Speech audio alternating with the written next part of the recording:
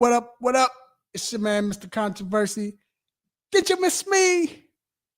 Hey, man. It's a new day. People thought I was playing when I said we was going to start on Wednesday nights. People thought I was playing. They didn't believe me. But yeah, I was serious.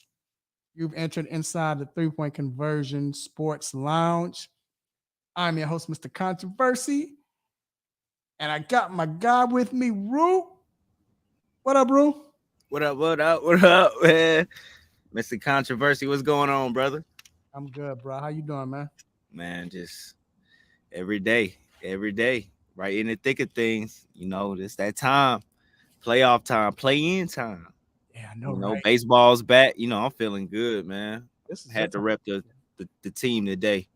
Of course. This is your time of the year, man. Hey, y'all, we got a great show lined up for you, man. Shout out to everybody who is listening and watching live. We are talking today, man. We got to talk about the Trae Young saga, man. Came out that the Atlanta Hawks is they said they're gonna give up the green light for the GM, to go ahead and make trades, whatever they want or however they want. And then next thing you know, when we start coming out about Trae, what up, Brandon? I see you, baby.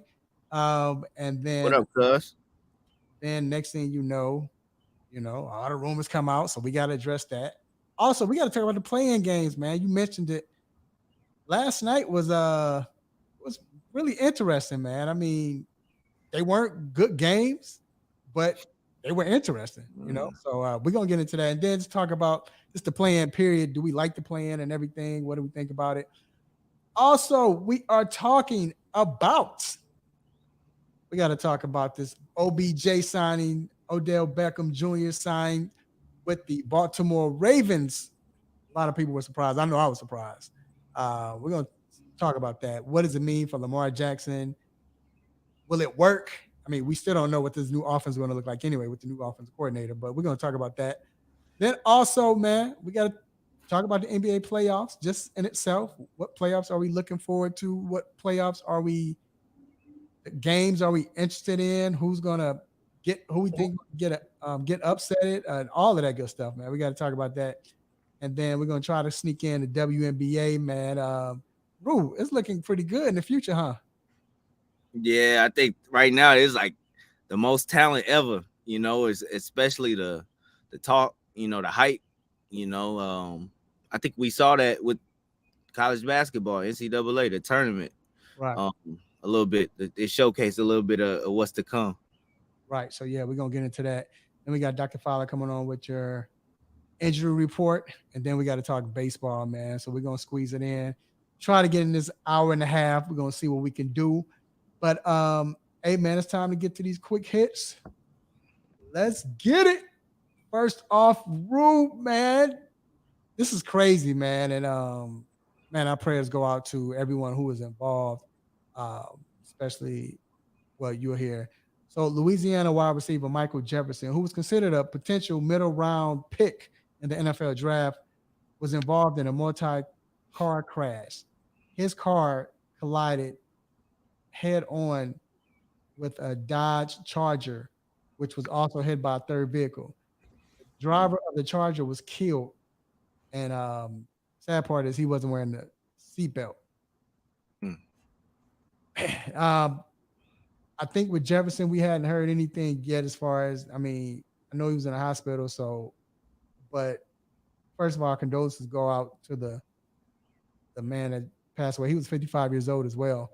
But Rue, bro, I don't know how. I mean, and of course, like I said, our prayers go out to the family of the deceased member. But just this is a sports show. Just talking about Michael Jefferson, bro. How do you go on with this? He's a kid coming out of college, and you have this happen right before the draft. Like, how is your mental at this point? And NFL teams know that.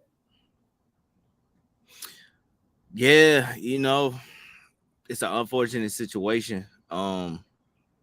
It sort of reminds me of a accident that happened right here in Georgia with Jalen Carter.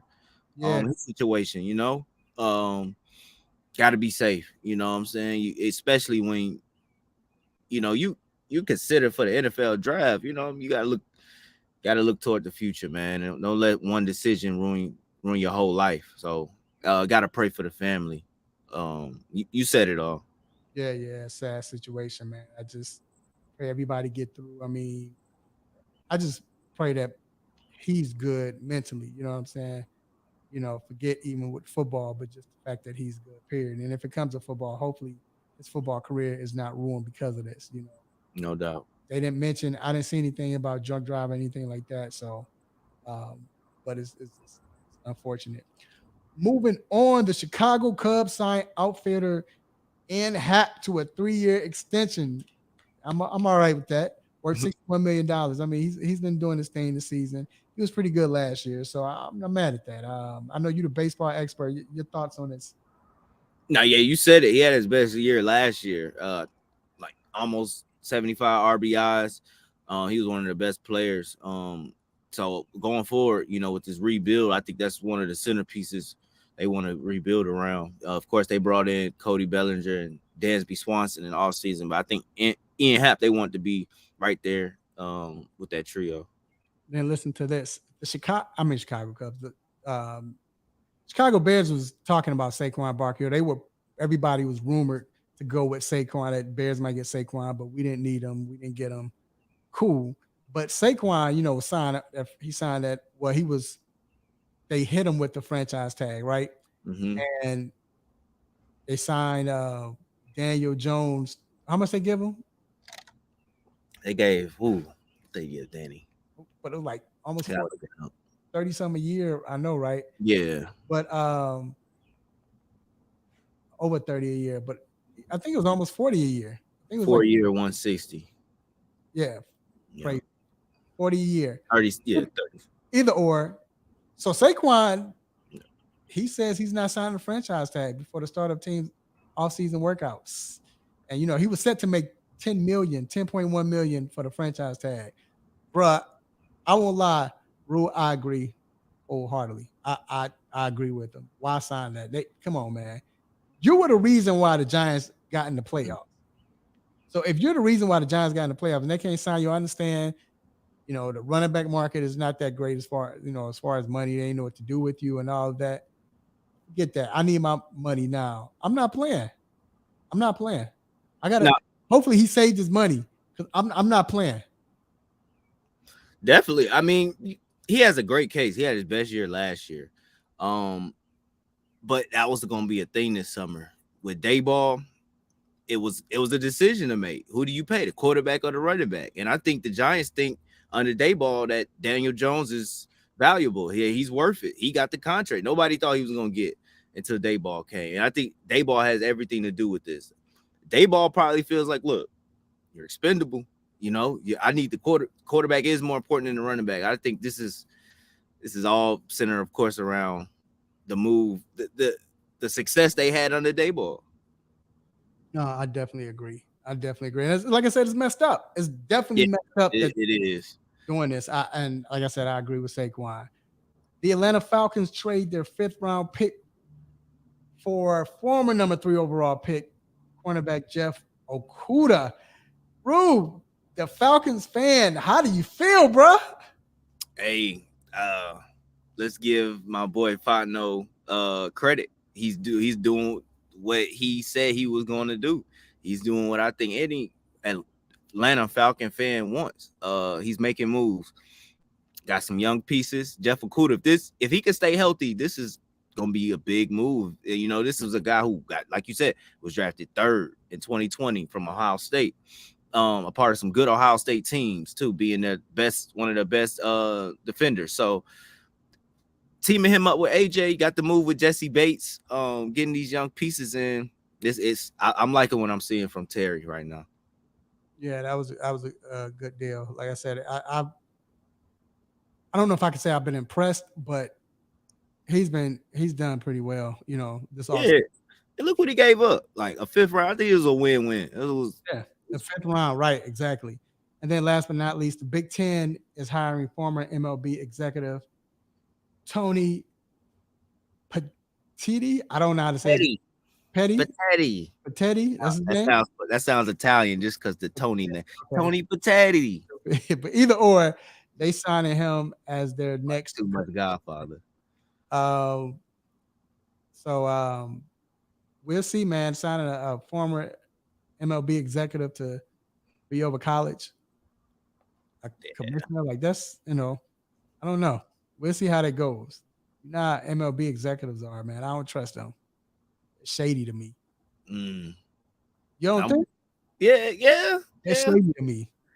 All about that dollar, that coin. Yeah, and they willing to they shady to they're shady to me. So all right, man. We're gonna that wraps up quick hits. And what we're gonna do, we're gonna take a quick break, and then we're gonna be back for the hot topic, man. Hey, I definitely got to hear your thoughts on this, because you haven't really been critical of Trae Young, but I believe you want to be critical of Trae Young. So we're gonna take a quick break. We'll be right back.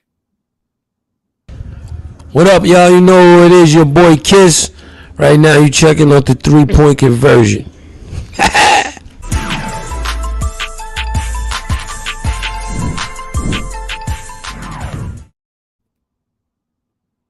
Yo, so the rumors came out after the Atlanta Hawks the owners came out and said, "Hey, we're gonna give the green light to the GM, and we're gonna let Landry Fields. Hey, he can make any decision he wants. He can trade anybody he wants. No one is protected." So of course that brought up the name Trae Young. Everybody wants to talk about Trae Young. Should he get traded or not? What? So when you hear all of this, what is your take on this? Do you think they would trade Trae Young? I mean, does this mean they're going to trade or explore him? I want your take on it first. You the ATLian, as y'all say. So, It's tough. It's tough right now. Today, after what he did last night, and before what he did last night, I told somebody you gotta wait. You have to wait until the playoffs is over. You have to wait. Would they explore it? Yes. This is a league where, come on, it's no loyalty. We all know that. Any sport is no loyalty. You made the move to get DeJounte. So you mentioned it before the break. I haven't really been critical of Trae. And one thing I want to say is, so before the year, I didn't see life after Trae with this team. Not saying that Trae, basically saying without Trae, I don't see this team doing anything, but that's before I saw what DeJounte could bring. Not saying that I want to get Trae going or anything, but I see life after Trae. I do. I can see life after Trae if it was a possibility for them to trade him. But I still think you have to wait. You have to wait. It's only been a year with DeJounte. He did average 26 and 10, shooting 43%. I know he wasn't that good from three this year. But that's what you get from Trae. We knew that when we drafted him.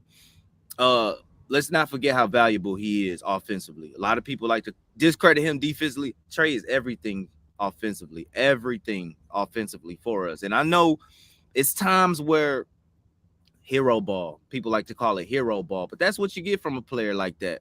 We saw it last night. A player like that performs under pressure the most. We saw it a few years ago in New York, how Trae performs under pressure. And he's hearing the talk now. He's hearing the rumors. He's hearing this. He's hearing that. And I really want to see how Trae's going to come out in this first round. I think he's going to have a chip on his shoulder, but I really don't think you can. I don't think the Hawks can say that until after this playoffs. Here's my thing. I mean, of course, you're always going to explore, but why would you trade Trae Young at this point? Trae Young's been your best player all season. He's been your best player all 3 or 4 seasons, right? You say, well, they can get a lot for him. Who could they get for him? Where would he go? This is the thing. The problem is not Trae, especially since Snyder has came in. Now, I'll say you don't trade him because you're not going to trade John Collins. No one's taking John Collins in his contract. What up, John? You know, you my guy. I'm just being real. Um, no one's taking DeAndre Hunter. They just paid Bogey, so he's not going anywhere. You know they're not trading. It'd be hard for them to trade DeJounte, to see them trade DeJounte, you know, just because they just got him. So who else would they trade? Capella? I wouldn't think so. So if you say let's go ahead and trade, it don't make sense because he's played better under Quinn, right? People might say, hey, he might not, he's a ball hog or he holds the ball. Who else will get a shot besides DeJounte on their own? No one in the post. John can't create for himself.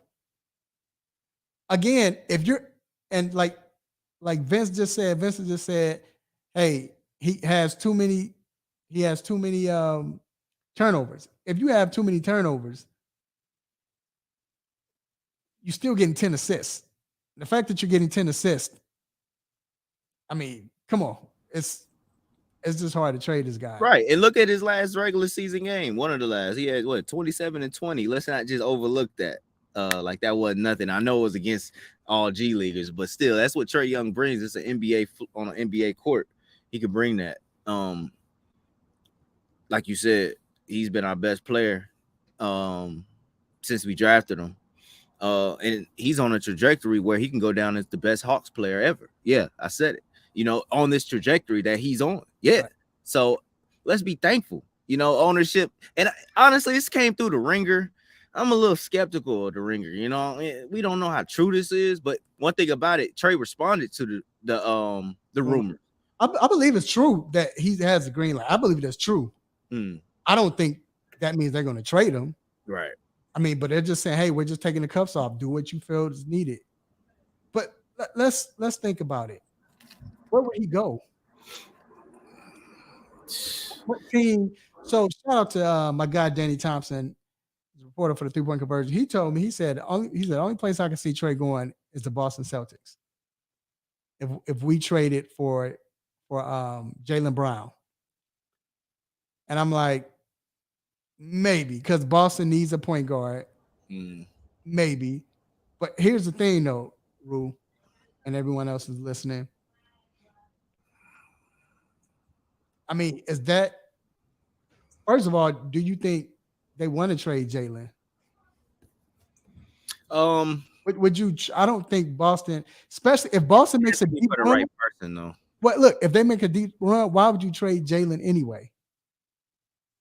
That wouldn't make sense. You know, so I don't see that happening. But again, I don't see anywhere else Trae could go. And again, and what if they might have to place? Hold on, real quick. What if they might, like I said earlier, what if they might have to trade him because they can't trade anyone else? Right.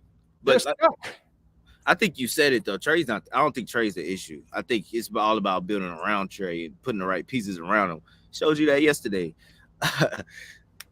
But it is. I mean, you can put trades together though. I think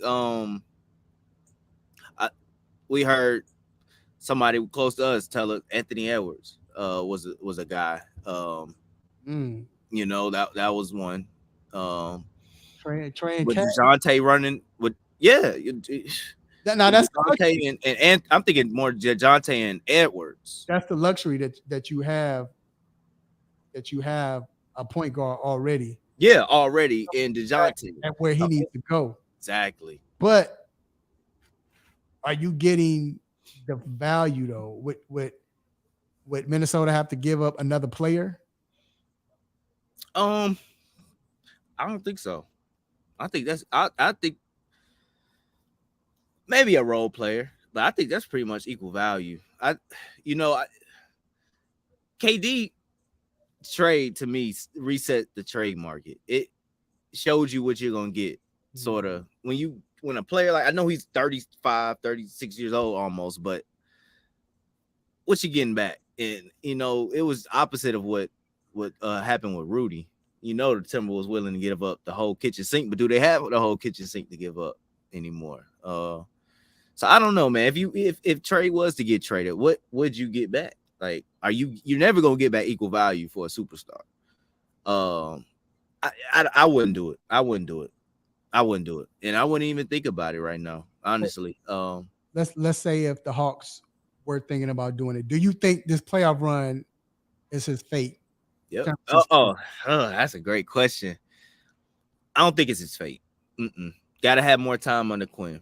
Because that's always gonna be the fallback excuse is Quinn didn't, he's so less than 50 games with his new coach. Less than 50, less than 30. 30, right. It's less than, so no, it was not his fate. This was next year, and we're in the same position, 8-9, going into playing in the play-in. I think that's the fate. If we in the play-in next year, let's start. Let's maybe get on the phone. Because we both agree that with Trae and Quinn, he's played better under Quinn. Yeah, I think so. We've agreed with that, right? But here's the other thing, though. So if he's played better under Quinn and the team still is where they are, they're where they are. But remember, Quinn doesn't have his staff. He's still coaching. He still have Nate's staff. He really hadn't really implemented what he wants to do offensively just because you have that quick turnaround. So he's learning them. They learn, he's learning them. They're learning him. Mm-hmm. Right now, I just think, like you said, let's just wait one more year, man. Wait one more year. And there's more time with DeJounte also. Because again, you can't trade. Start with JC, yeah. You can't trade John with that contract. You're probably not trading DeAndre because you just gave him a contract. That's not going to work. You're not trading Bogey. I think the loose end is Capella in all this though. I think his deal, somebody can, I don't know. This is a period though for us to see who Quinn likes. I know one person he likes that's not going nowhere. That's Bogey. Oh, Quinn? Yeah. That's I don't know. Who but Quinn? Yeah, Bogey his favorite player. Bogey hadn't been getting all the minutes. Like Bay had more minutes. Bay's been getting. You're right. Bay has been getting a lot of minutes. So again, I just think it's just too soon to say. I think they just going overboard, whatever. Yeah. All right, man. Real quick, let's cut this real quick, man, because I want to, I know we're talking about the Hawks, and I want to get into the play-in. So we got to talk about the play-in games, what they did last night, the Lakers did, and just what the play-in, what do we think about the play-in period? Is it working? Is it not?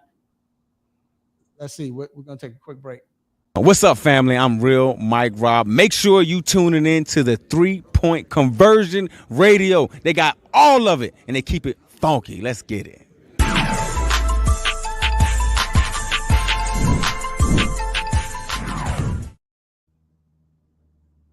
All right.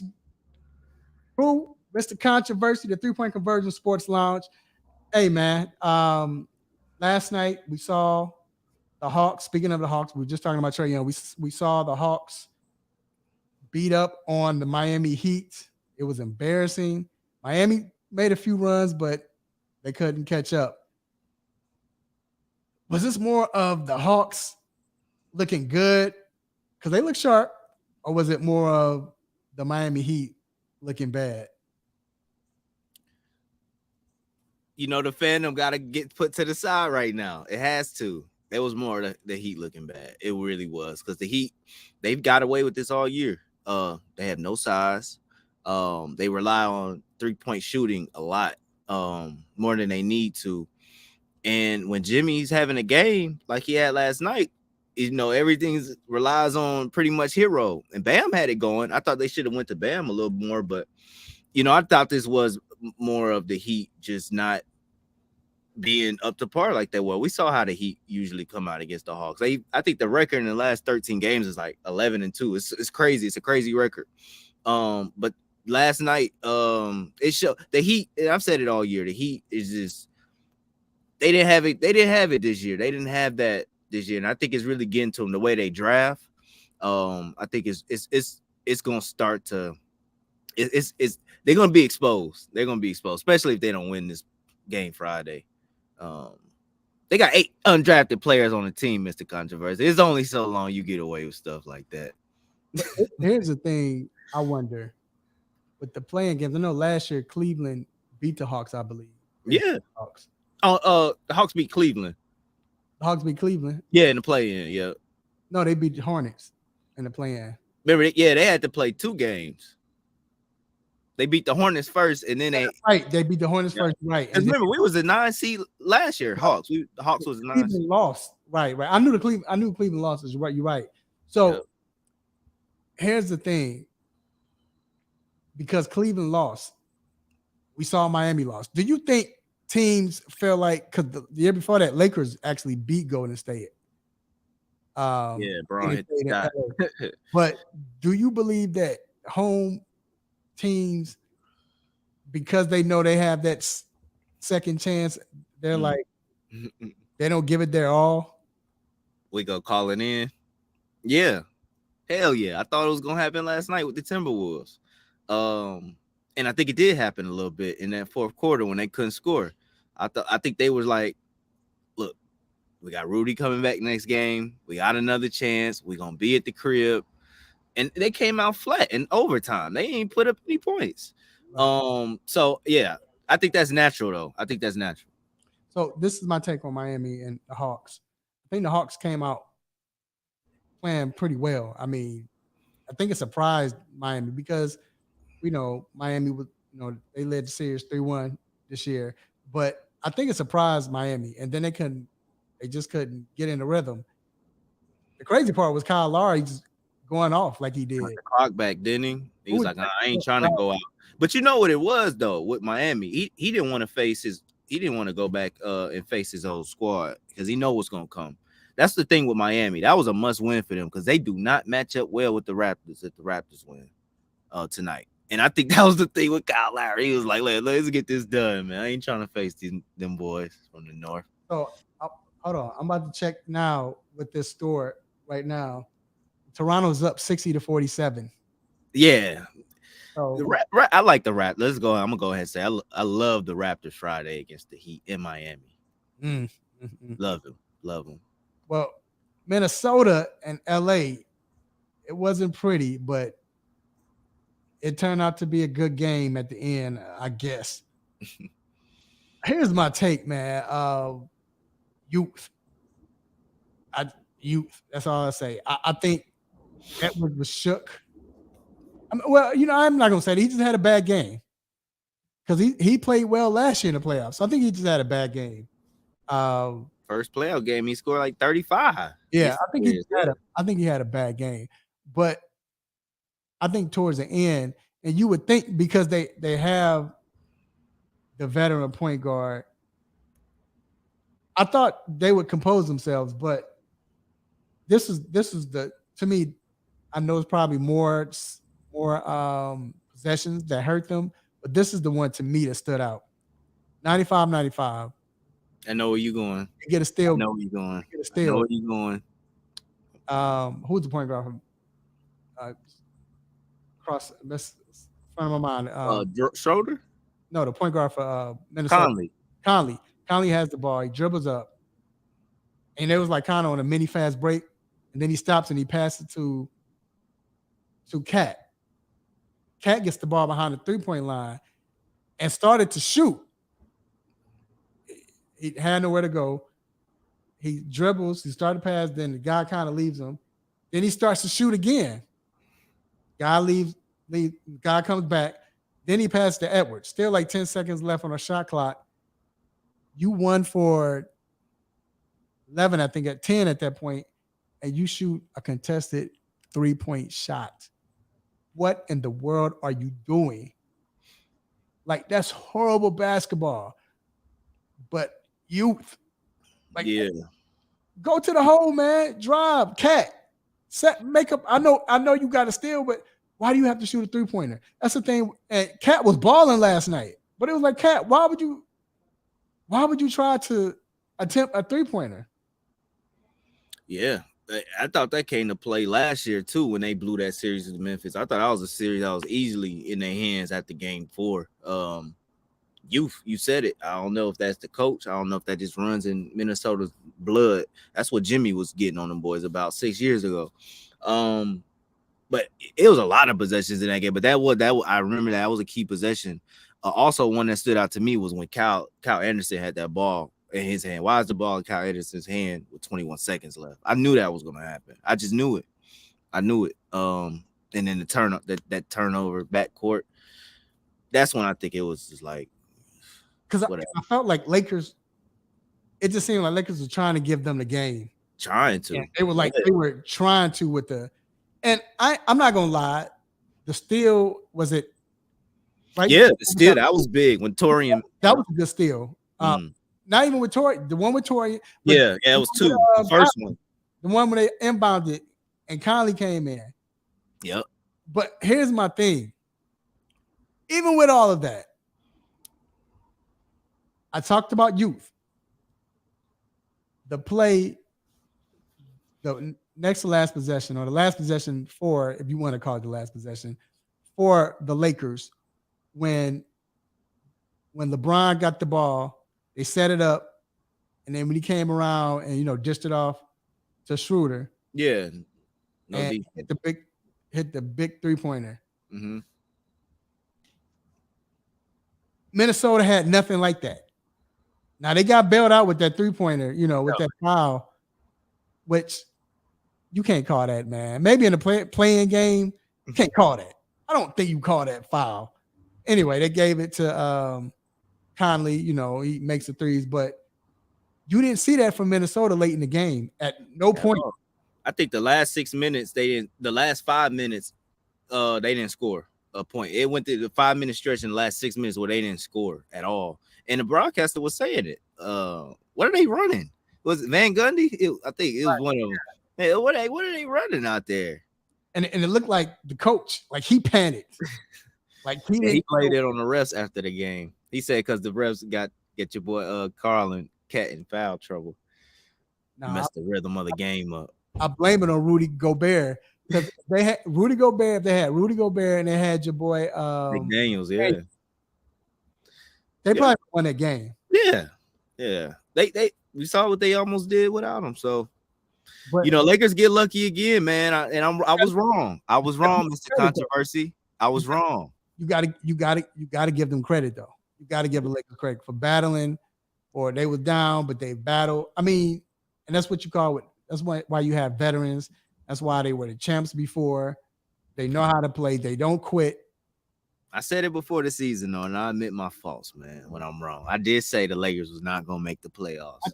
I told you, I thought they was going to make it. And they were close to making it in the playoffs, period, like 6th seed. I thought they would, but I told you they was going to at least get in the play. They kept winning games when Braun was hurt, man. I'm like, they were the best record team-wise, record-wise after All-Star. Before we go, we're going to address what Abs said. So, as a podcast, Ab came in and said that Gobert slows the offense down. If he played, Lakers would have won going away. I definitely disagree. I agree with the first part of that. I agree with the first part, but not the other one. You know why? Lakers out-rebounded Minnesota 48-37. There's no way they would have got out-rebounded that way, which would have got second shots for Minnesota. They would have got 3 more offensive rebounds, maybe 4. They win that game because now they probably would have scored off a second chance point, So that's why I think with Gobert missing that caused him to lose the game. But real quick, do you like the playing games? Do you like how they do it, the format? Do you like everything about it? Yeah, I like it. I do. I like it. At first, I didn't think I was gonna like it. It was sort of how does this 9-10 get a extra chance? But no, I like it because we all know we just talked with March Madness. I like this tournament style. Kind of what the league is trying to do because team can get hot at the right time and take off. So I like it. Well, remember the first game, what wasn't the first game technically, but Golden State and Lakers turned out to be a classic. It was a great game. It was a great finish. Remember? Yeah, I remember because Braun hit the dagger 3. Yeah, great game. And then Golden State goes on to lose to Memphis. Yeah, This is maybe what I don't like about it is the fact that, but it's proven itself to work, is the fact that you can't. I don't like the fact that, okay, this team, they lose, they get a second chance to win. I don't like that. But at the same time, it's not fair if 7 and 8 are playing each other. but Why can't it just be 7 and 10 play each other and 8 and 9 play each other? But I think it's a reward in there though, having that extra game. Like we can lose this first one, but still have that extra chance to make it right. I think that's the reward in all and everything. And it's a do or die situation tonight for these two other teams. So I like it. I like it the way it is. Right. But I mean, I can't complain, like I said, because it's working. Yeah, It's not like revenue, team baby. that gets like you said, Cleveland lost last year. Year before that, Golden State lost last year, right? Mm-hmm. So I'm not mad at that. You know, I can't say that it's not fair because that team is losing. Now, and we'll see this year. Can Miami win? Has anybody won that second game? You got me thinking now. The Hawks.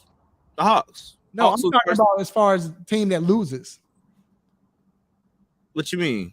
The team that Because Golden State lost the first year. They lost the first game. And then they lost the second game to Memphis last. That was year before last. The first year did it. Right, because Memphis got in the playoffs. Then last year, Cleveland lost. Right, to the Hawks. After the second, they lost 2 games. Right, that's what I'm saying. Yeah, Cleveland. Who was in the West last year? Who was in the playing West last year? Help me out. Man, I can't remember who was in the playing game last year. It wasn't. It was the No, was it? It was the it was Clippers, Pelicans. Pelicans beat the Clippers. Pelicans sent the Clippers home. And it was Clippers, Timberwolves. Timberwolves beat the Clippers to advance. So each year, that team has got a second chance to win after they lost has lost. Yeah. So I guess it's working. Mm-hmm. I guess it's working. It's gonna be the Heat. It's gonna be the Heat Friday. Okay. All right. Yep. It probably will. All right. We're gonna take a quick break, man. And, we got to talk about this OBJ, not trade, but signing to see if we believe and if we think that hey, if it works out. All right. We're gonna take a quick break. We'll be right back. What's going on? Pastor Tan here, and you're listening to the 3-Point Conversion.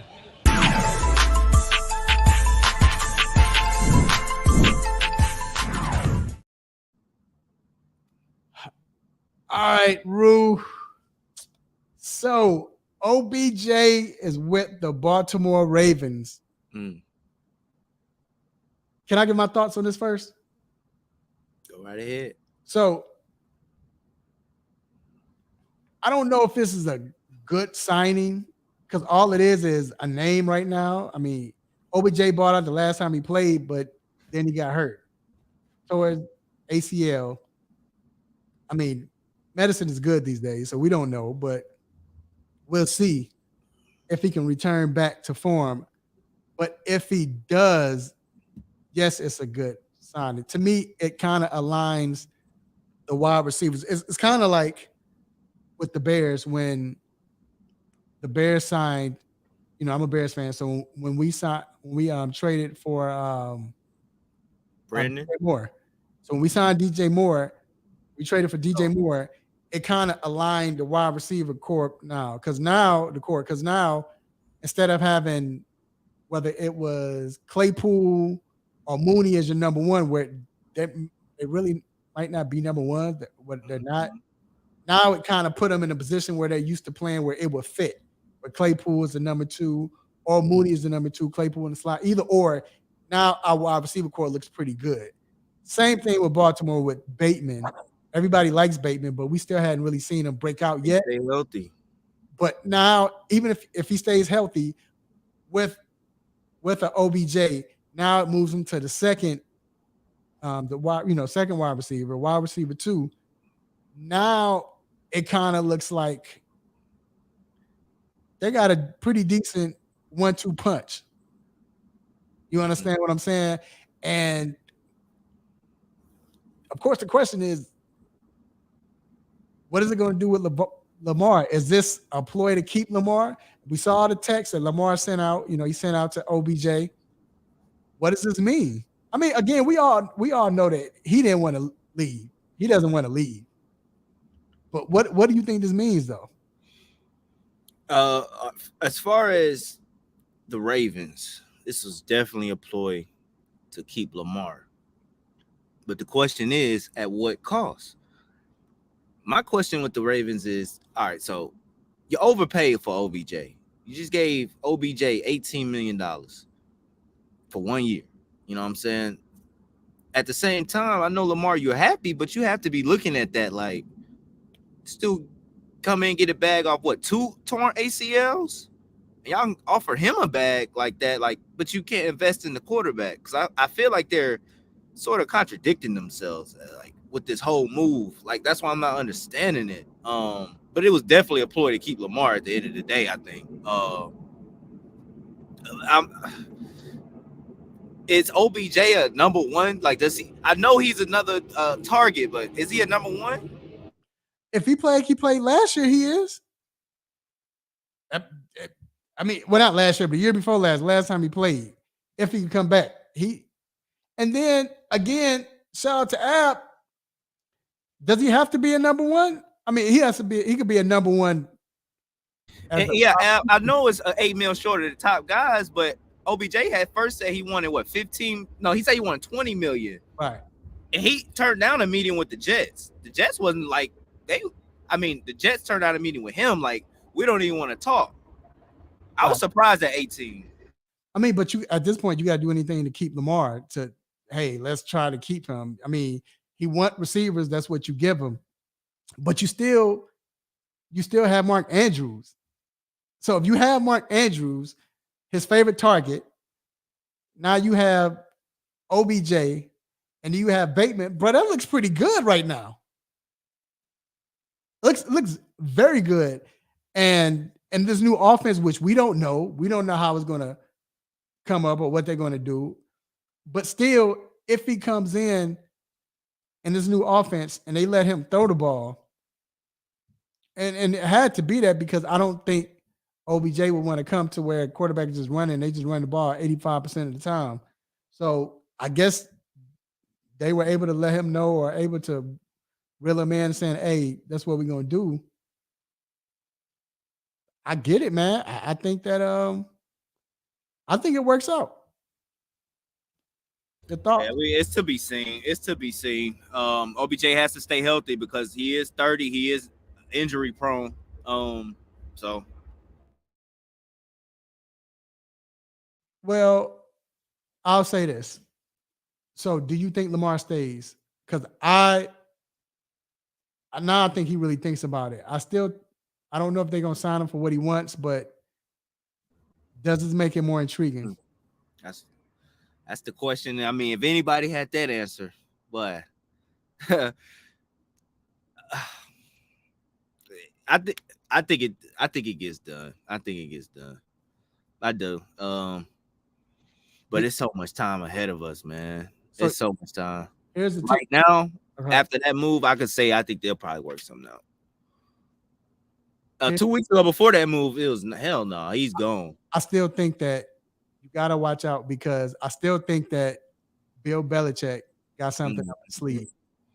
Draft night or something. I mean, with them trying to trade. That's the kind of talk. I'm about to say Mac Brown. Mac Jones. Mac Jones. I still think he got something to sleep. But if he stays with Baltimore, how much you think he's willing to stay for Baltimore? Stay with Baltimore for? 40, 45. No. How much he's getting? because he wants a guarantee. I think he's getting a guaranteed contract. I think it'll probably be 200. 250. He not getting 3.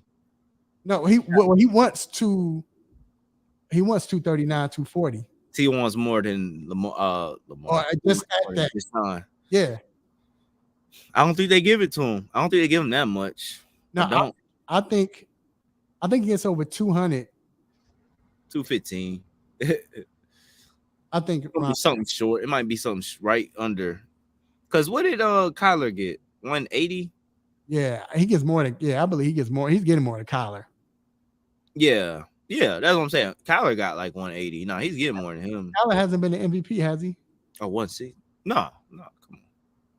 Right. Yeah, he definitely getting more than Kyler win a playoff game? No, he's getting more than Kyler. Yeah. He's getting at least 200. I think 215. Yeah, I think right around there. I don't think the Ravens, because remember it. I don't think this is in Harbaugh's mantra to win with a quarterback. The Ravens' mantra to win with a quarterback that's getting the most money on the team. That's not what they've done. They've won without it, but I've always talked about that. But it comes to a point where it's like it's either me or him. But that's why he should have sat out last year, because it was him, and it was him because he was hurt. So that's why Lamar has to stay healthy. So, Rue, we got to do the stop it segment. It's time for the stop it segment. Let's get it. I'll go first. My stop it goes to DeMarcus Cousins. I saw that this week. DeMarcus Cousins said that real quick. Ab says he's going to sign a franchise tag, put up the first 4,000 passing, 1,000 rushing season ever. I think it's going to be 2 this year. I think it's going to be Justin. Oh, he said 2. I'm like, I think it's going to be Justin Fields. Both of them going to do it. Go for 4,000, run 4,000.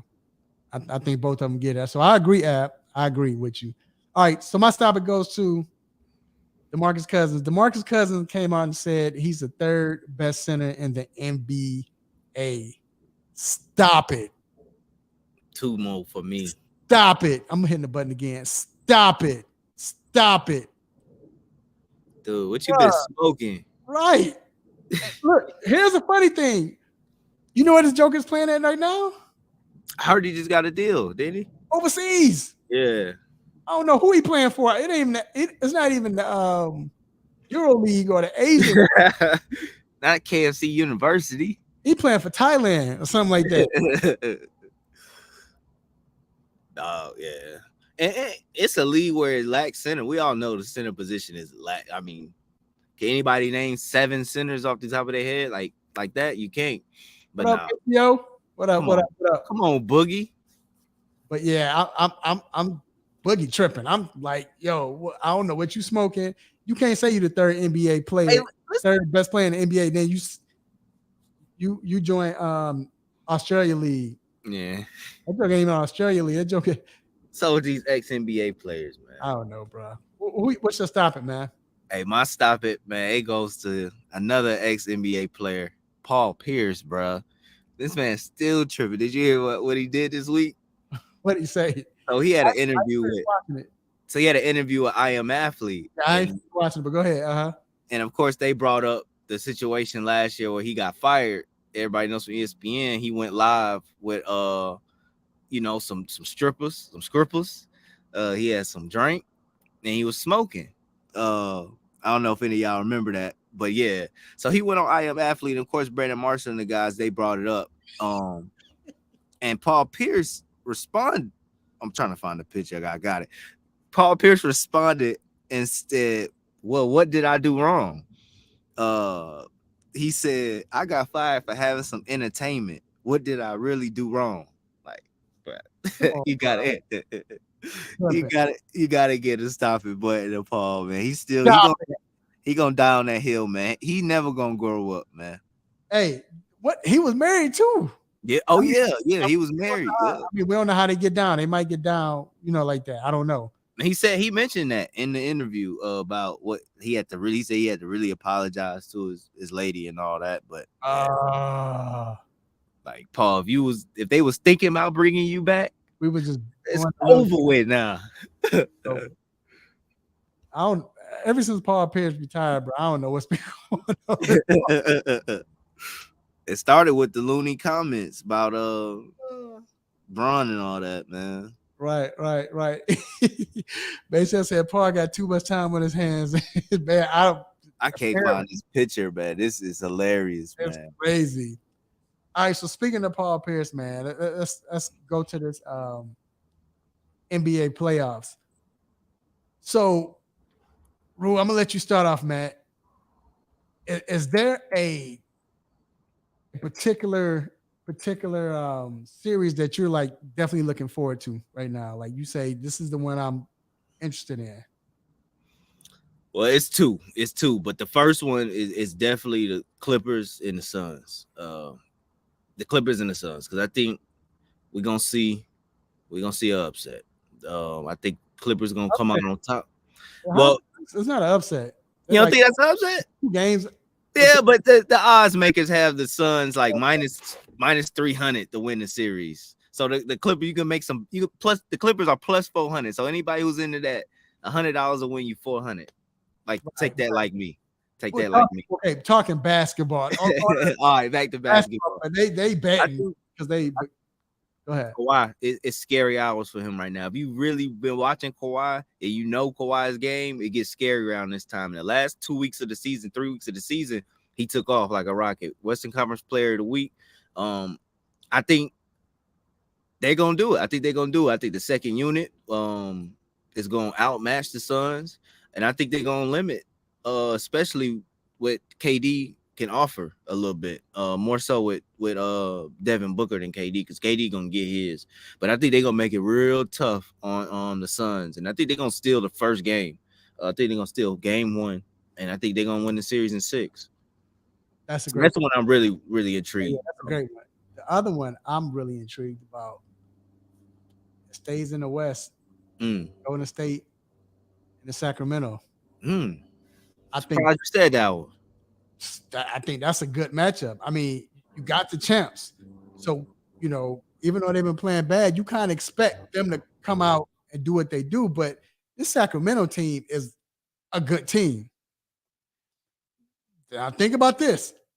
Mike Brown was an assistant at Golden State. So he knows people's tendencies. He knows the team's tendency as a team, players, coaches. I mean, this is an interesting matchup, man. I mean, I didn't think about that. Mike Brown, man. As good as Draymond is defensively, can he keep Sabonis intact? Keep him in check, I should say. This is very interesting. Can the Warriors win a road game? Because they only won like 9 all year. And we all know Sacramento, they ain't experienced playoff basketball in almost 20 years. It's gonna be rocking. Spencer said, Rue, can we bet on your prediction, please? I need some extra money for vacation. I ain't put no money. Hey. I'm already probably too much invested in the Clippers. Hey, but yeah, I like the Clippers. Let me go back to yours. I like the Clippers, and I like Phoenix.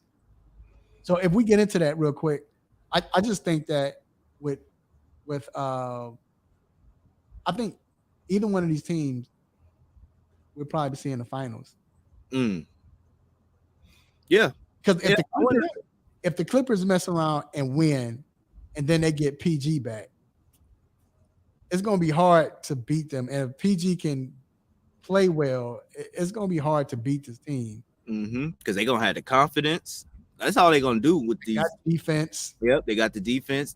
And they got the strength in numbers like the Warriors like to use. I really do think the Clippers have strength in numbers, more so than any team in the West. But if Phoenix is that team, but you don't know what's going to happen with them. You know why? Because we hadn't seen them play. We hadn't seen enough games with KD playing with them. So if somehow they come in every game, I think he's won. Not to cut you off, I think he's 6-0. So you have two scorers. It's all about superstars and scoring, right? You have two scorers right now that really can't be guarded with Devin Booker and KD. You got a veteran general who still will get you 9-10 points a game. He knows how to slow down the pace. You know what I'm saying? You still got Ayton. Ayton, I mean, he hadn't played well, but he still can break out with Ayton. So, and I think he's going to be a huge X factor if the Suns do pull it out. I think it's going to be Ayton because I think he's going to have to take advantage of down Zubac down low. Everybody keeps saying CP. Didn't CP3 get hurt earlier this year? I think he got out the league this year. I think he's smart now. CP3 now, what he does is he'll get hurt in the middle of the season. Yeah. He don't wait to the playoffs. It'll linger. Yeah. He don't. Right. He don't do that 1 year though. That year against the Rockets. The Warriors. Yeah. But he didn't get hurt in the middle of the seaon. No. I think he learned now, but I think it's in his deal to get hurt at least one time this season. Him and AD. But all right. So who's the team that you just say like, I think they're gonna get upset, or they not? Who you think is gonna first? Who you think gonna be the biggest upset in the first round? Then I'll ask about the team. Oh man, it's hard, bro, to say with this first round. But I'm gonna say it because it needs to be said. Whoever Denver plays, Denver is on upset alert. Jokic is on upset alert until he proves that he can win. Until he proves. And they get upset the first round, man. Because they would play? They would play the Timberwolves, or I think the winner of the Pelicans Thunder tonight will play the Timberwolves. Yeah, man, a healthy Timberwolves team. You probably won't have Jaden. I don't know if he could play, but I'm not a believer in the Nuggets, man. It's just they got to prove it to me in the post. I think that's the one team I could honestly say it might get upset, and that's a true upset. The number 1 seed falling to the 7-8, the 8 seed. Man, we got to be on upset alert with Denver because they haven't showed us anything in the playoffs. Outside the 1 year they came back on Clippers. See, I don't think that they get upset first round. The team that might get upset the first round would be who's the 6 seed in the East or West? Who's the West is the Golden State and Kings. In the East, it would be East. It'd be who is Nets? The Nets, and we know it. Come on, Nets not winning a game. Nets and Philly. So honestly, I don't think it's gonna happen. But the only one I could see is I could see Memphis losing to the Lakers. I don't see it. It's hard to see, but I mean, yeah, it's an upset. That's an upset. The injuries, though, man. The only reason why I say that is because you don't have Clark. Mm-hmm. And do they have Steven Adams? And you don't have Adams. Mm. So now, who are you going to put? Who are you going to put? The defensive player of the year. Defensive player of the year. Who are you going to put him on? Gotta put him on AD. You have to. But if you do, Tillman's been playing good defensively for them. They're gonna have to start. They're gonna start Tillman. But here's the thing: if he guards AD, see, he's more of Jackson is more of a Jackson Jr. I say he's more of a help defender. He can play 1-on-1, but I see what you're saying. Not with the AD, because now you got to play the post. He's not used to playing. Jaren Jackson's not used to playing straight up defense against a great post player. Because what happens if he does? And not saying he's horrible, but he's gonna get in foul trouble. Yeah, we saw that last year with Carl, Cat Towns. So if that's all we saw that series. Yeah. Who else is stepping up now? It's a wrap. You're right about that. So I could see AD going for 36 and 16. I think he can average that throughout this series. Now it's just if LeBron come back and score 30 a game, get you 8 assists and 9 rebounds like he normally does, and then you need just other players to shoot. You know what I'm saying? You need Vanderbilt to hustle. You need Schroeder to be who we call. I call Schroeder. He ain't scared. You know what I'm saying? You That's said the it, nickname. though. You need players to shoot. Like I think we got to pause right there because that's one thing Memphis does way better than the right. Lakers. Well, Lakers is not that horrible 3-point shooting team anymore, though. I mean, you've added players that can shoot now. They all risk, like they all iffy shooters to me though. All iffy. Malik is an iffy. Streaky. I would say streaky, not iffy. Rui Hachimura is an iffy shooter. Troy Brown's an iffy shooter though. Like I don't know. I think Grizzlies just. I think they're gonna shoot the lights out this series, man. Something the Lakers just can't do. Right. Yeah. I mean, but Lakers can. It's not like they can't shoot anymore. That's all I'm saying. But with AD killing him in the paint and Jaren Jackson not able to shoot threes, then what? That's all I'm saying. So, who is the team that you have as a favorite this year? To win it all, Yep. I like the Clippers. I think it's gonna be Clippers in Boston in the finals. I think the Clippers get. Yeah, I think Clippers get it done though. Oh, you like Boston?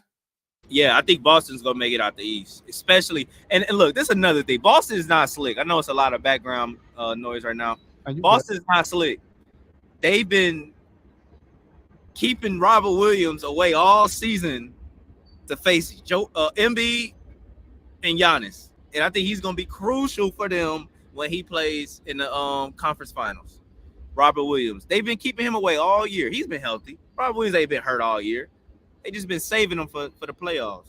So let's be real. Let's be honest. I know it's a different team, but is the reason why the Celtics beat Milwaukee last year is because Chris Middleton didn't play. Now I know he's hurt, and we're gonna ask Dr. Fowler about this later on. But is that the reason why he's not playing?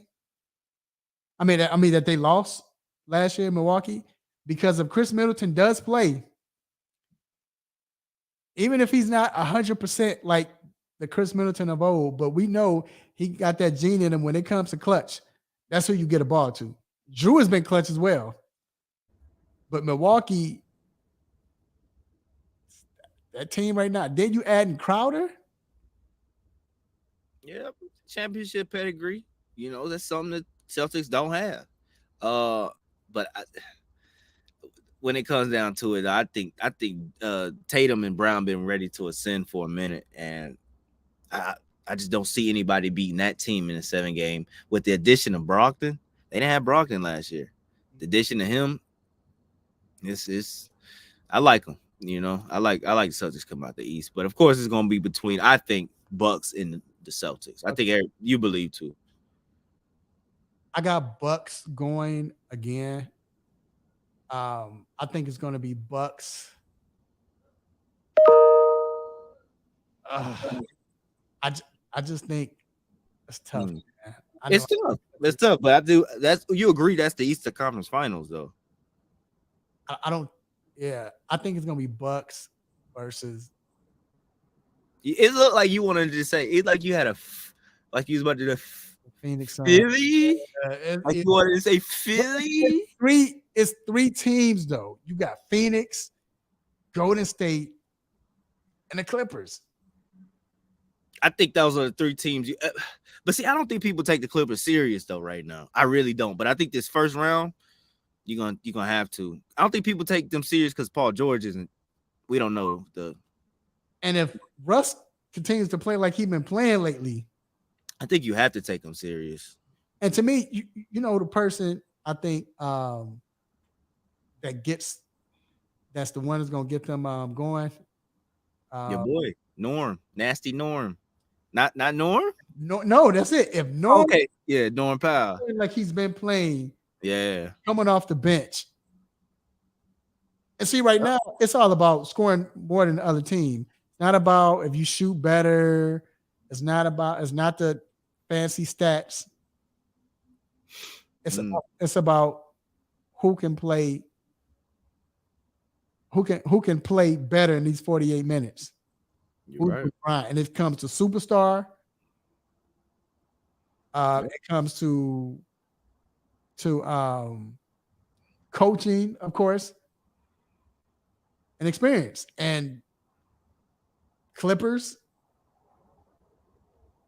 with the Clippers, with Phoenix, and with Golden State. Yeah, and three all are led by Milwaukee, multiple. Boston. But you know what? I have a feeling.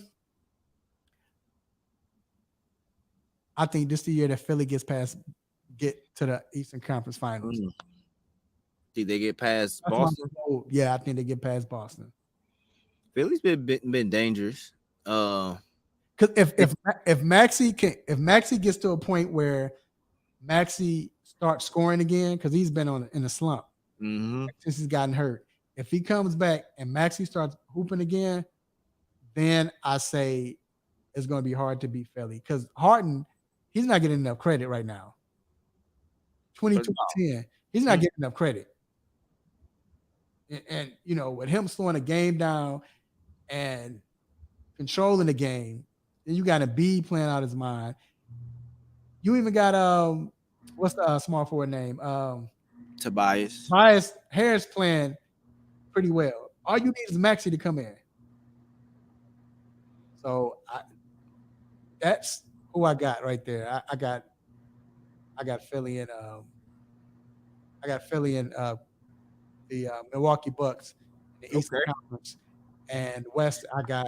Hey, Clippers not thinking about Reggie Ab. They got your boy Bones, man. Ain't scared to shoot that thing. Clippers. Ab says Clippers should have never traded Reggie. But Reggie does have that. I love Reggie in the playoff. Reggie, Mr. You know what I'm saying, Mr. June. Yeah. In the playoff, he performs. Yeah. He's gonna be big for the Nuggets too. I forgot about that. He's gonna be big.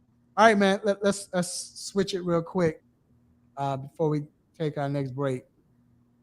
The WNBA Monday night, they had the highest rating since 2004 WNBA draft.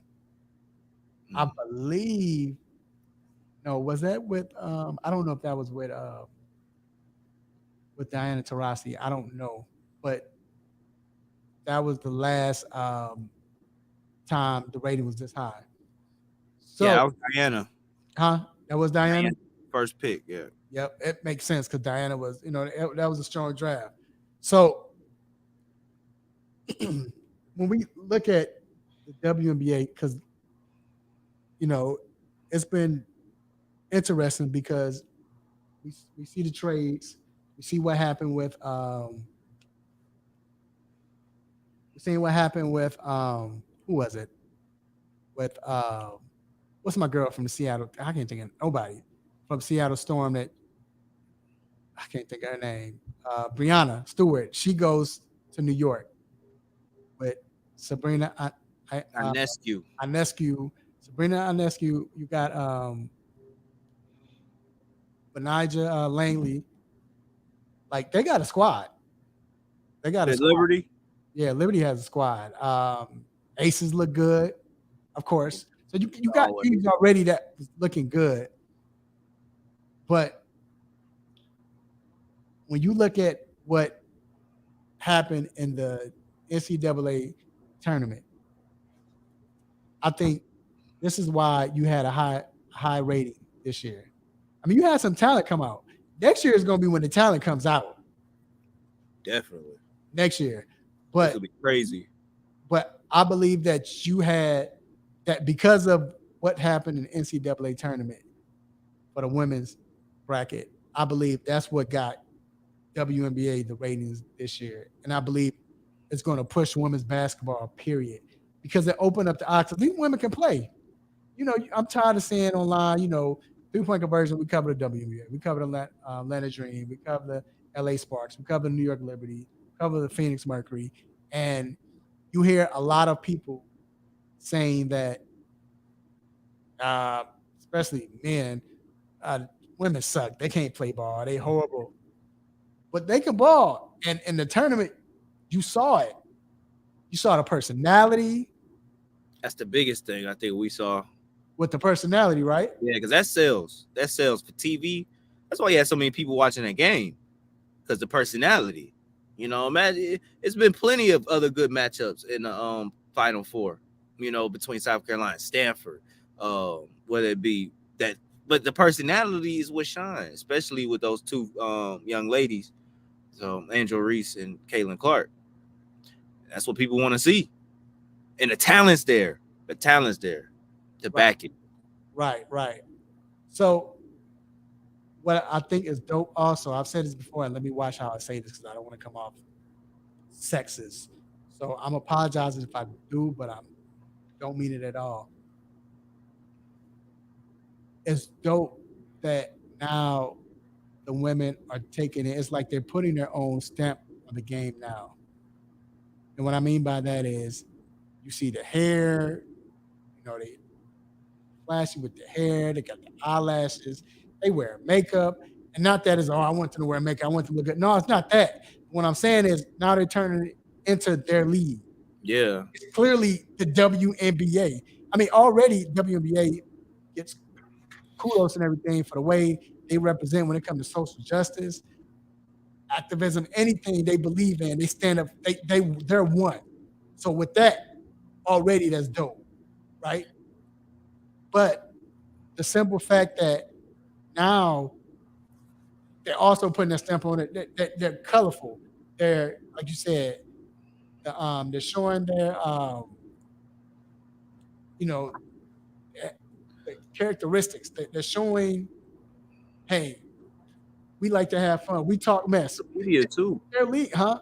Say it again. The social media aspect. They're selling them, not selling themselves. You know what I'm saying? So I love it. And I think, and that's part of it, like you said, because we all know that social media sells, period. You know what I'm saying? And the fact that they're attacking that, I just love where the women's basketball is going because they can ball, but now you're starting to see people start to watch them. Yeah. I think that right now, man, we're gonna see a lot of people start watching WNBA and women's college basketball, especially because now, because you know what it kind of remind me of? I know people probably say this. I haven't heard anyone say this. I can imagine somebody say this, but you know what this remind me of now? With Caitlin and Angel, it's Magic and Bird again. I knew you was gonna say it. It's Magic. Is you right? It is. You're right. You're right. It is. And you're right. You're exactly right. You got the two different where they're coming from. Schools, I'm saying Iowa, got LSU, but not only that, it's Catholics versus Catholics. I wouldn't even say that. I think the fact that them talking mess to each other. But here's the key: the difference between Magic and Bird with them, and I think Magic and Bird did it in a sense, but they didn't like each other. Actually, Caitlin and Angel respect one another. They respect each other's craft. That's why when Angel was talking mess, Caitlin didn't do anything. She saw it. But she knew what it was because she did the same thing. She knew what it is. She knew what it was. You won, okay. I guarantee you she want to get back at her. It's crazy you brought those Magic and Bird up because with Caitlin and Clark, I think these two women, I want to ask you, what's the one, because I know that for me, you never see women bigger than the brand, women in the WNBA that are bigger than the WNBA. The one, who's the one person you would say was, for me, it was Lisa Leslie. She was always bigger than the WNBA growing up. She was like a figure because she was, so tall and she could dunk. That's all you heard. Right. But with these two women, I think they definitely have all the possibility in the world to be bigger than the WNBA. And I think that's where the WNBA is going to benefit because you never see, you go down the list of WNBA drafts, you don't know none of these women. Now you got, these women, look how many followers. Angel Reese possibly had the most followers in the WNBA before she even gets to the WNBA. Right. So, right. And like I said, just with the WNBA, you already have very good players, great players. And I think we're about to see a change passing the guards with the Taurasi's, Brianna Stewart, she's still young enough to ball and play, whatever. But, all of these great players that played for a while, Brittany,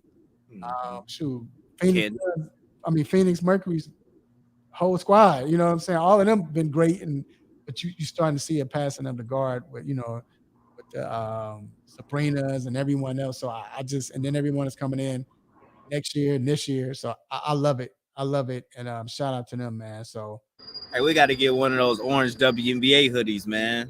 Them yeah, I got dope. one. Right, for real. So all right, man. We're gonna take a quick break and then we're gonna have Ask a Doc. So we'll be right back. We're gonna keep this show going. Hey, yo, check 1, 2. Flav in the building, and you know who you listening to? The 3-point conversion. Flav in the building.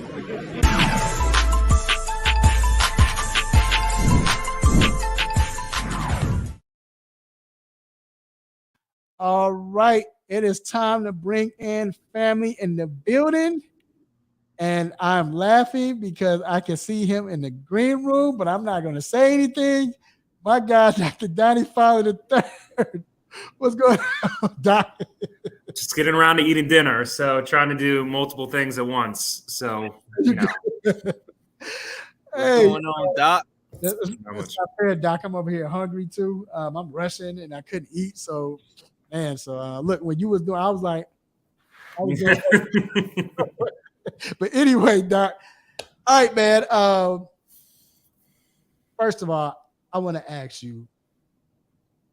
We were talking NBA playoffs and Paul George. We talked about the Clippers being they could possibly be a favorite if they get past the first round. Paul George will miss at least the start of the first round with this. I think it was the knee injury when he came down on it, right? When do you think he'll be available, like realistically? Yeah, so I mean, I think at least anyone who follows the NBA probably saw it. It looked pretty bad in a way. Glad it wasn't worse, at least for what they reported. They initially said 2 to 3 weeks. He's already, I think, at the 3-week mark, as kind of alluded to. So, they've already pushed him out. It sounds like at least probably the first game or two. But if I'm not mistaken, I'm pretty sure they're going up against the Phoenix Suns, who have a pretty nice team too. So I think they're going to be hard pressed to get by the first round if they don't have Paul George available sooner rather than later. You can only kind of tread water so long against a team like the Suns, I feel like, in a series like that. So, it sounds like he's progressing. I don't think there've been any setbacks, but I guess maybe game 3 if it sounds like we're looking at, but we'll have to see. All right, Rue. So Chris Middleton is still rehabbing, and we won't find out until his availability until game 1, until the playoffs. Right. The playoffs. How concerning is this with Middleton in his status? Yeah, I mean, certainly concerning. Chris Middleton, great player, obviously has had more than one injury over the last couple of years and had that re-aggravated knee situation where it sounds like he is also progressing. They have not ruled him out for game 1. They've called him limited, and I think he's going to truly practice for real tomorrow, Thursday, for the first time. So if everything goes well, potentially could be ready then for game 1, which I think is Sunday for Milwaukee, if I'm not mistaken. I don't think they've determined the opponent yet with the play-in situation, but I think if things go well, you could see him back game 1. Hopefully, like I said, there's no setbacks in the next few days as he really moves up to full practice. Yeah, it's Sunday. Yeah. All right, moving to baseball. Hometown Atlanta Braves pitcher Max Fried is dealing with a hamstring injury. He hurt, I think it was the first game, I believe he started. And for a pitcher, how significant is a hamstring injury?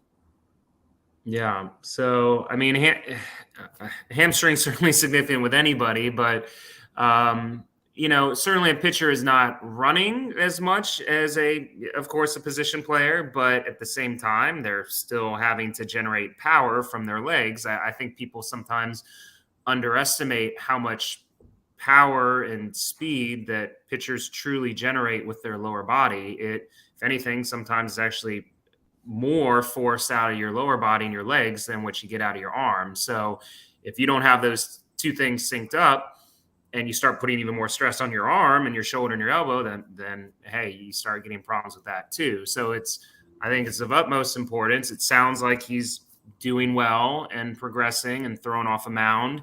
I think he is available to be activated off the IL. Again, not the DL anymore. Let's be political, but off the injured list on Saturday. So I could see him making a start probably sometime either, at the latest early next week, assuming he's doing well, which obviously will be a good sign for Braves fans. Definitely. It's needed. He's needed. So Doc, O'Neal Cruz, shortstop, young shortstop of the Pirates, broke his ankle with the nasty collision with the catcher of the White Sox, Sebi Zavala. How long do you think O'Neal will be out with this injury, with a broken ankle? Yeah, so tough play. You kind of hate seeing it, and they tried to kind of do away with the whole block and the plate thing, so things like this wouldn't happen. But obviously, it happened.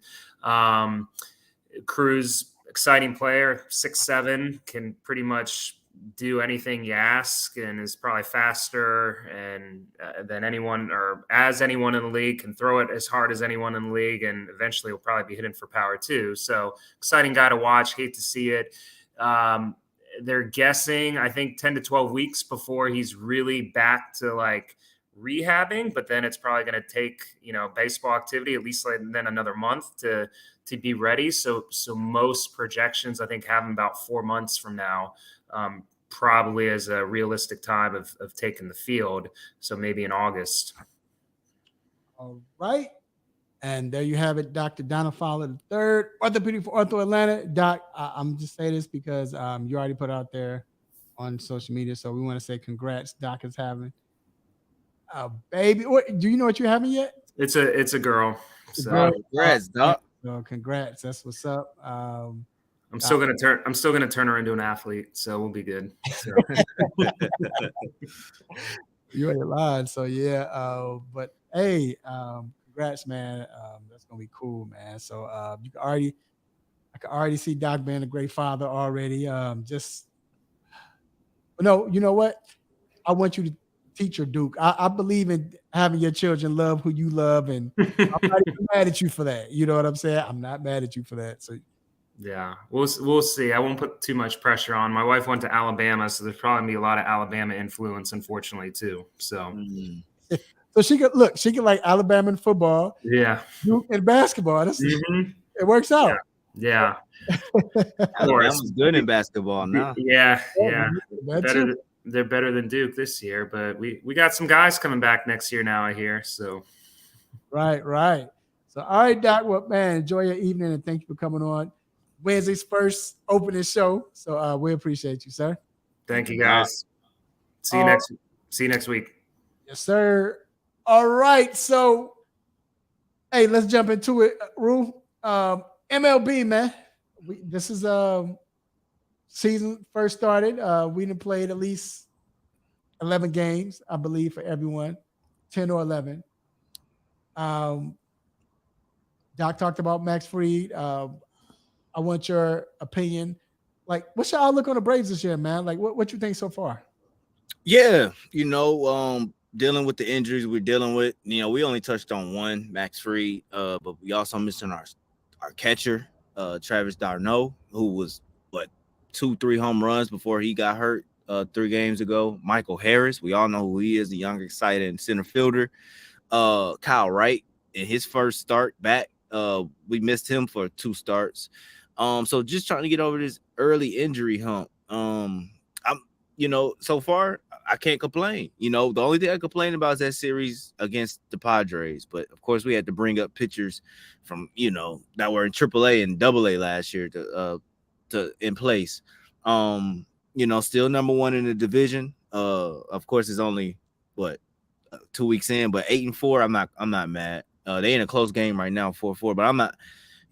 One thing about it is the top 3 players in our lineup: Acuna, Olsen, and Riley. We're gonna go as far as those 3 guys take us, and they all are looking amazing right now. Acuna's finally healthy. You could tell he's healthy too. It's not like last year. The power's there, already hit 3 home runs this year so far. All those guys have 3 home runs apiece. So it's still early, but we've been winning, with less. So it looks good right now. And my outlook is World Series.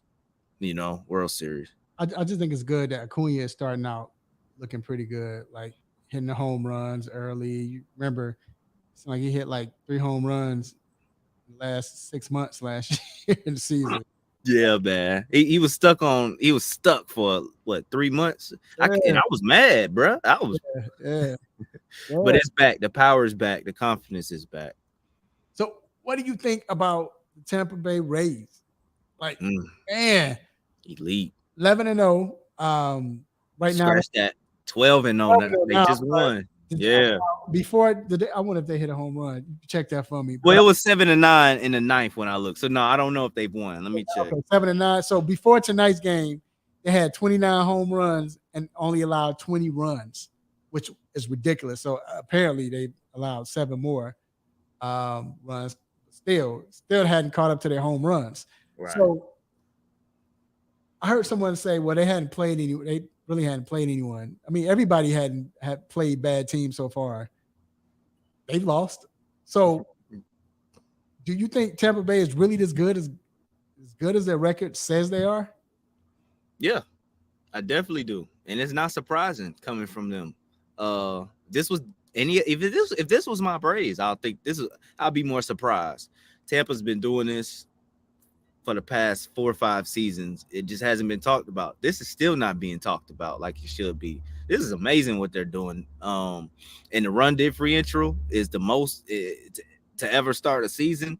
These guys, man, they one of the least payroll in the league. But the way they get it done, man, this is how you run it. It's a well-oiled machine.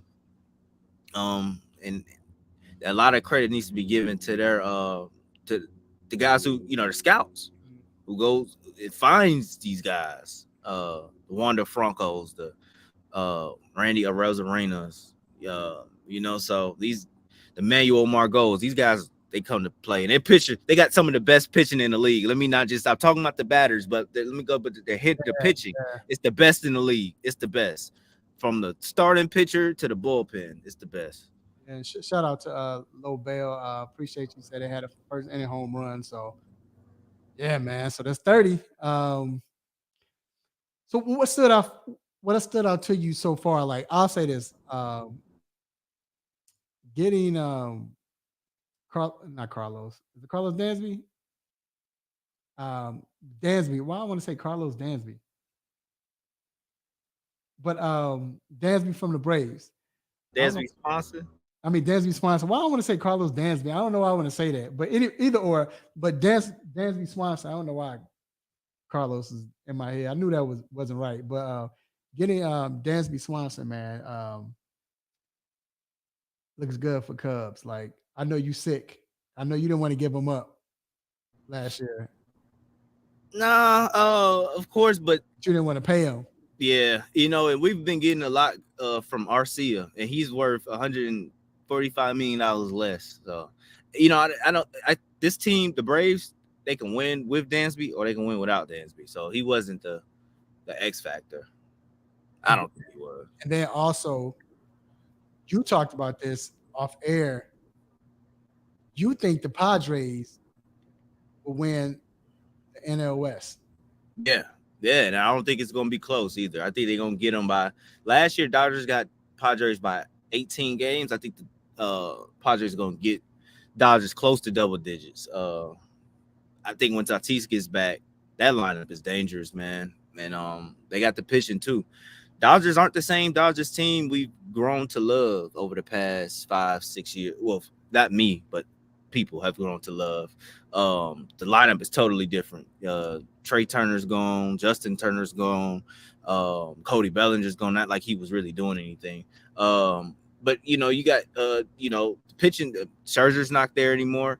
Lineup 5 through 9 is a problem. It's gonna be a problem. You still got Mookie, you still got Freddie, but I think that team is really relying on those two. They're very top heavy right now. It's a different Dodgers team. Padres, top to bottom, man, on paper, the best team in baseball on paper.